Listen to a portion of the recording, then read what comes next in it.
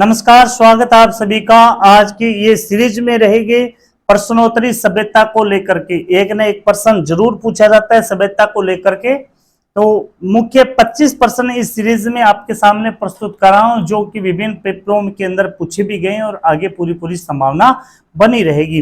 पहला जो प्रश्न है कि किस प्राचीन ग्रंथ में विराट का उल्लेख मिलता है, विराट सभ्यता का उल्लेख मिलता है, वो मिलता है महाभारत में। 5 सांस्कृतिक युगों के अवशेष कहाँ प्राप्त हुए हैं, तो वे प्राप्त हुए हैं नोहा सभ्यता में। नोहा सभ्यता में। आहड़ सभ्यता की खोज किस विद्वान ने की थी, तो ये की थी R.C. अग्रवाल ने। कालीबंगा का शाब्दिक अर्थ है, तो कालीबंगा का शाब्दिक अर्थ है काली चूड़ियां। अगला प्रश्न है कि बीजक डूंगरी पर सर्वप्रथम अशोक के शिलालेखों को किसने और कब खोजा था, तो ये खोजा था कैप्टन बर्ट ने और 1837 में।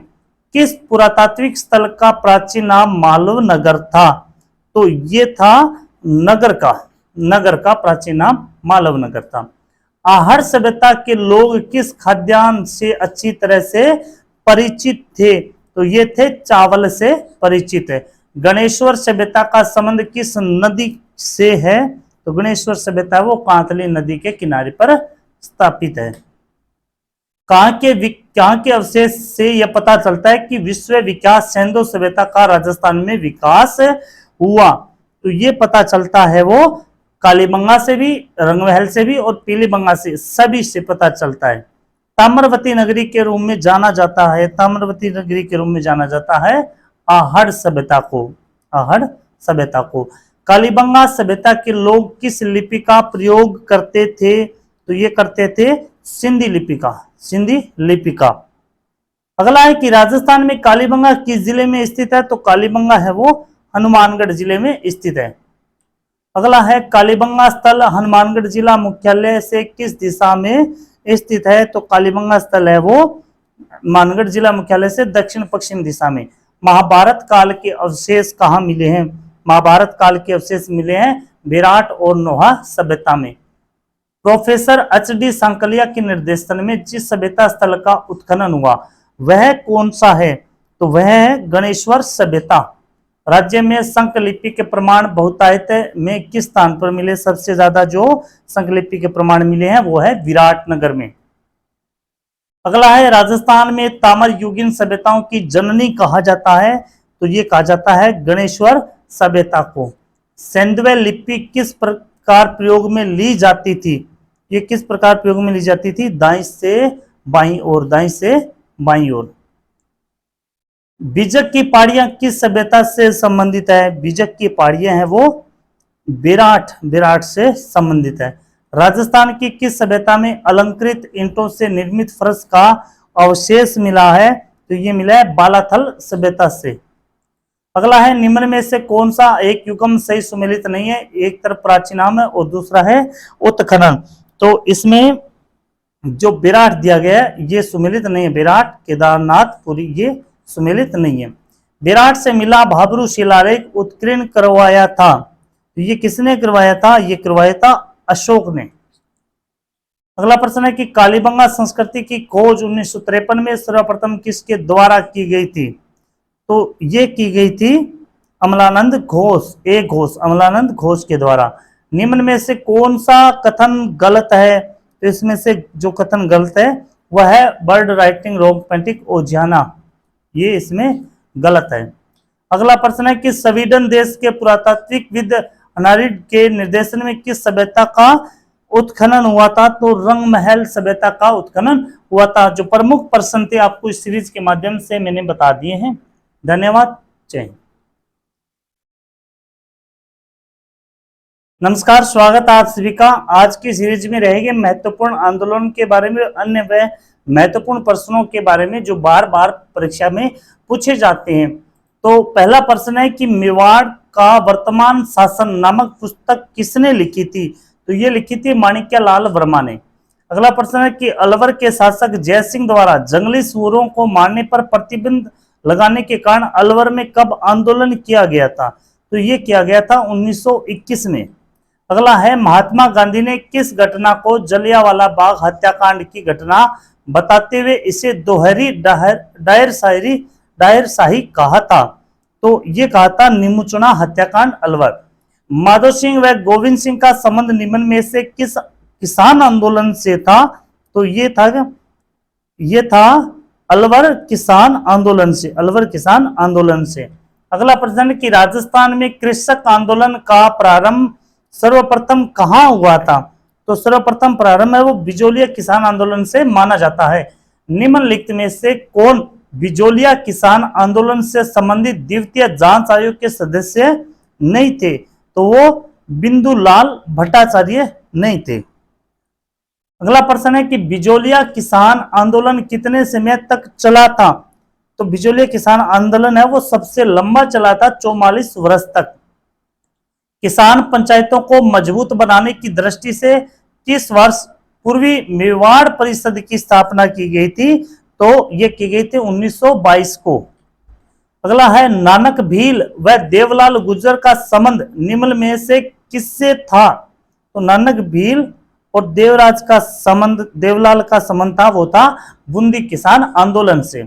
किस समाचार पत्र के माध्यम से विजय सिंह ने बिजोलिया किसान आंदोलन को भारत में चर्चित किया था? तो वो किया था प्रताप नामक अखबार से। 1916 में निम्नलिखित में से किसने बिजोलिया किसान पंचायत का आयोजन किया था? तो विजय सिंह पथिक ने। बिजोलिया किसान आंदोलन की अवधि मानी जाती है तो 1897 से 1941 44 वर्ष तक सबसे लंबा। राजस्थान के भीलों के लिए गोविंद गुरु द्वारा गठित सामाजिक धार्मिक संगठन निम्नलिखित में से कौन सा था? तो धार्मिक जो संगठन था वो था संप सभा। उपरमाल किसान पंच बोर्ड की स्थापना की गई 1917 में। बिजोलिया किसान आंदोलन का कारण कितने प्रकार के कर और बेगार प्रथा थी? कितने प्रकार के कर और बेगार प्रथा थी? तो 84 प्रकार के। किस आंदोलन के दौरान जागीरदार व किसानों के मध्य हुए समझौते को वलेश्विक की संज्ञा दी गई थी? तो ये दी गई थी बेगू किसान आंदोलन को। निमुचना हत्याकांड जिसे गांधी जी ने जलियांवाला बाग हत्याकांड से भी विभत्स भयानक कहा है, ये कब हुआ था? तो ये हुआ था 14 मई 1926 को। 14 मई 1926 को नहीं, ये 14 मई 1925 को हुआ था। 14 मई 1900 इसमें डी ऑप्शन है वो प्रिंट नहीं हुआ है, तो ये 14 मई 1925 को हुआ था। अगला है नीमड़ा हत्याकांड कब घटित हुआ था? तो नीमड़ा हत्याकांड हुआ था 1922 में। अगला है बिजोलिया किसान आंदोलन में किस जाति के किसान सर्वाधिक संख्या में थे? तो बिजोलिया किसान आंदोलन में धाकड़ जाति के किसान। बिजोलिया किसान आंदोलन के दौरान प्रवर्तित विद्या प्रचारणी सभा के प्रवर्तक कौन थे? तो ये थे विजय सिंह पथिक। मेवाड़ पुकार 21 सूत्री मांग पत्र का संबंध किससे था? तो ये था वही मोतीलाल तेजावत। निम्नलिखित में से किसने डूंगरपुर और बांसवाड़ा में भील आंदोलन शुरू किया था? तो स्वामी गोविंद गिरी के नेतृत्व में। निम्न में से कौन 1921-22 में मेवाड़ के भीलों के आदिवासी किसान आंदोलन के महत्वपूर्ण व्यक्तियों में से एक थे? तो ये थे मोतीलाल तेजावत। स्वतंत्रता सेनानी विजय सिंह पथिक निम्न में से किस समाचार पत्र के संपादक थे? तो ये थे राजस्थान केसरी के संपादक। अगला है 1916 में निम्न में से किसने बिजोलिया किसान पंचायत का आयोजन किया था? तो ये किया था विजय सिंह पथिक ने। अगर आपको ये सीरीज बेस्ट लगी हो तो इसे ज्यादा से ज्यादा आप लाइक जरूर करें और शेयर जरूर करें। धन्यवाद। नमस्कार, स्वागत है आप सभी का। आज की सीरीज में हम प्रश्नोत्तरी करेंगे राजस्थान के एकीकरण के बारे में।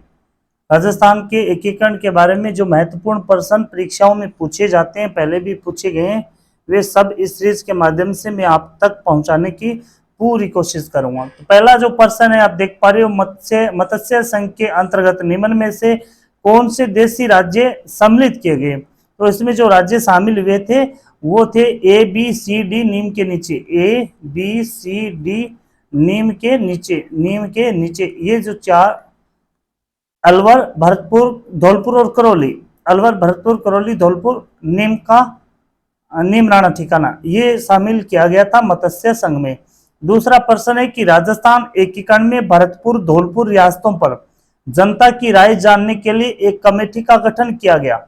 उस कमेटी में कौन सम्मिलित नहीं था? निम्न में से कौन सम्मिलित नहीं था? तो उसमें RK सिंधावा शामिल नहीं थे। अगला प्रश्न है कि शंकरा राव देव समिति का गठन धौलपुर एवं भरतपुर राज्यों की जनता की इस बात के लिए राय जानने के लिए किया गया कि वे राजस्थान अथवा उत्तर प्रदेश किसमें मिलना चाहते हैं। इस समिति में अध्यक्ष सहित कितने सदस्य थे? तो इसमें अध्यक्ष सहित 3 सदस्य शामिल थे। मत्स्य संघ की राजधानी कौन सी थी? तो अलवर मत्स्य संघ की राजधानी बनाई गई। अगला प्रश्न है कि शंकर राय देव कमेटी की सिफारिश पर कौन सा संघ बना था? तो बना था यह संयुक्त वृहद राजस्थान। अगला प्रश्न है कि राजस्थान की क्षेत्रफल की दृष्टि से सबसे बड़ी रियासत कौन सी थी? तो सबसे बड़ी रियासत थी वो थी जोधपुर। उदयपुर रियासत का राजस्थान संघ में विलय कब हुआ था? तो ये विलय हुआ था 18 अप्रैल 1948 को। अगला प्रश्न है कि राजस्थान के अंतिम महाराज प्रमुख कौन थे? तो वो थे महाराजा भूपाल सिंह। अगला है रियासतों से संबंधित समस्याओं के लिए रियासती विभाग की स्थापना कब की गई? तो रियासती विभाग की स्थापना की गई थी 5 जुलाई 1947 को। 1 नवंबर 1956 से पहले राजस्थान राज्य के प्रमुख माने जाते थे, तो माने जाते थे राज प्रमुख। अगला प्रश्न है मत्स्य संघ का उद्घाटन कब हुआ था? तो उनका उद्घाटन हुआ था 18 मार्च 1948 को। अगला प्रश्न है कि भारत की रियासतों के विलय के लिए राजस्थान वल्लभ भाई पटेल के नेतृत्व में रियासती विभाग जुलाई 1947 में जिसका गठन किया गया था, इस विभाग के सचिव कौन थे? तो इस विभाग के सचिव थे वीपी मेनन। अगला प्रश्न है सुमेल का युद्ध किन के बीच लड़ा गया था? सुमेल का युद्ध लड़ा गया था, ये प्रश्न थोड़ा सा अलग आ गया, राव मालदेव व शेरशाह के बीच में। निम्न में से रियासतें जो पाकिस्तान में मिलना चाहती थी वे रियासतें कौन कौन सी थी? वे थी धौलपुर व जैसलमेर रियासत। अगला प्रश्न है कि निम्न में से गलत कथन को छांटना है। इसमें गलत कथन है कि राज्य की सबसे छोटी रियासत धौलपुर, ये गलत कथन है। बाकी इसमें सभी है, सबसे प्राचीन रियासत मेवाड़ है, सबसे नवीन रियासत है जो अंग्रेजों के द्वारा बसाई झालावाड़ है, सबसे बड़ी रियासत है वो जोधपुर है, जबकि सबसे छोटी रियासत धौलपुर नहीं है। अगला है कि राजस्थान के एकीकरण से पूर्व कुल रियासतें व ठिकानों की संख्या कितनी थी? तो इसमें थी 19 रियासतें थी और 3 ठिकाने थे। मत्स्य संघ के प्रधानमंत्री बनाए गए थे, मत्स्य संघ के प्रधानमंत्री बने थे शोभाराम। वर्तमान राजस्थान राज्य का निर्माण कितने चरणों में पूरा हुआ था? तो 7 चरणों में एकीकरण हुआ था। अगला है विशाल राजस्थान राज्य की स्थापना के समय इसकी राजधानी कौन सी थी? तो इसकी राजधानी थी जयपुर। राजस्थान के एकीकरण की प्रक्रिया के दौरान राज्य की राजधानी के मुद्दों को सुलझाने हेतु किसकी अध्यक्षता में एक समिति का गठन किया गया था? तो वो किया गया था बी आर पटेल के नेतृत्व में। अगला प्रश्न है कि राजस्थान संभाग के किस राज्य के नरेश ने सर्वप्रथम भारत में सम्मिलित पत्र पर हस्ताक्षर किए थे? तो वो किए थे बीकानेर के शासक ने। अगला प्रश्न है कि 25 मार्च 1948 को संयुक्त राजस्थान में जिस रियासत का विलय हुआ था वह थी, तो संयुक्त राजस्थान में जिसका विलय हुआ था वो थी प्रतापगढ़। अगला है 30 मार्च 1949 को जयपुर में राजस्थान संघ का उद्घाटन किसने किया था? तो ये किया था सरदार वल्लभ भाई पटेल ने। अगला है कि राजस्थान की रियासतों के एकीकरण के समय जोधपुर राजा का महाराजा कौन था? तो वे थे हनुमंत सिंह। संयुक्त राजस्थान के प्रधानमंत्री कौन बनाए गए थे? संयुक्त राजस्थान के प्रधानमंत्री माणिक्यलाल वर्मा को बनाए गए थे। महत्वपूर्ण प्रश्नों की सीरीज अगर आपको अच्छी लगी तो शेयर करें, लाइक करें। धन्यवाद। जय हिंद।